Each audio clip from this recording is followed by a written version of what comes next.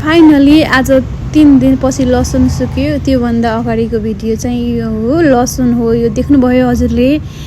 मैले चाहिँ यसलाई सफा गरेर मोटो मोटो गरी ग्राइन्ड गर्छु अनि यसलाई मैले पाउडर बनाउने तयारी गर्दैछु। हेर्नु होला भिडियो, हजुरहरूलाई पनि काम लाग्न सक्छ।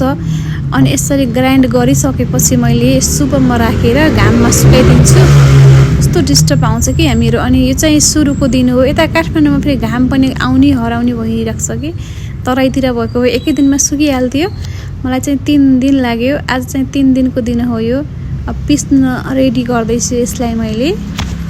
यसरी पाउडर बनाएर राख्यो भने त एकदमै सजिलो पनि भएको छ कि मलाई पनि। अब हजुरहरूलाई पनि हुन्छ यसरी बनाएर राख्नु होला। ड्राई पाउडर हजुरहरूसँग लसुन छ भने धेरै यसरी बनाएर राखेको लामो समयसम्म बिग्रिँदा पनि बिग्रेन, समयको पनि बचत भयो। कहिलेकाहीँ निकै हतार हुन्छ हामीलाई होइन। अब हामी खाने मान्छेलाई त नभई नहुने यो लसुन, या भनौँ भने मेरो भान्सा चाहिँ अधुरै हुन्छ कि लसुन बिना।